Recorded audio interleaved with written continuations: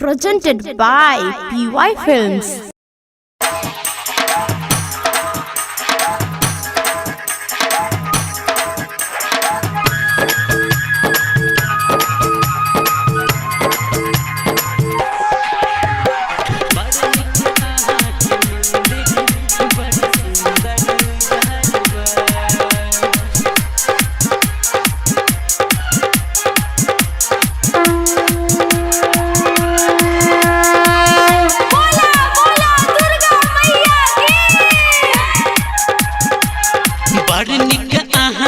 मंदिर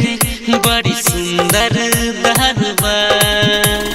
बड़ निक आहाँ के मंदिर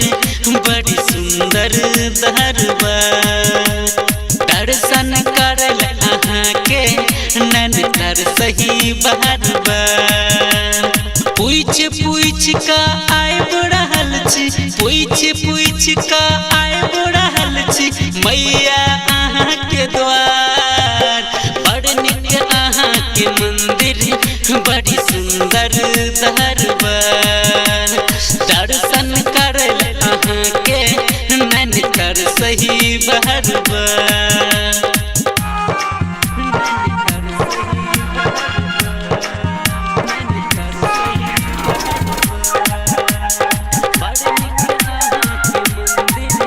अभी आप सुन रहे हैं खुटौना से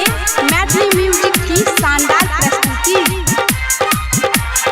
रहब आहक शरण में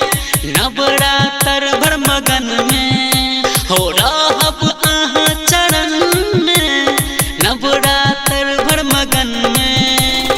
आही के पूजा करब हमैया फेरू न अपन नयन है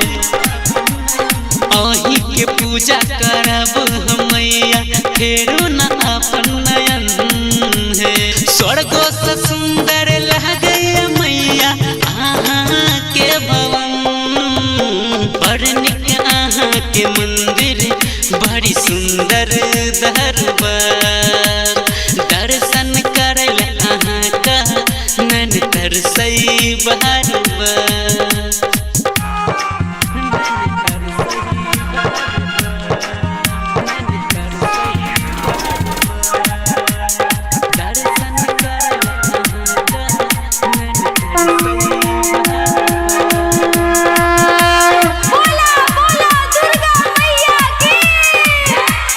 आही पटिकल छै दुनिया आही पर छै जिम्मेदारी आही पटिकल छै दुनिया आही पर छै जिम्मेदारी जब जब कोनो कष्ट आबै छै करै छी सिंह के सवारी जब जब कोनो कष्ट आबै छै करै छी सिंह के सवारी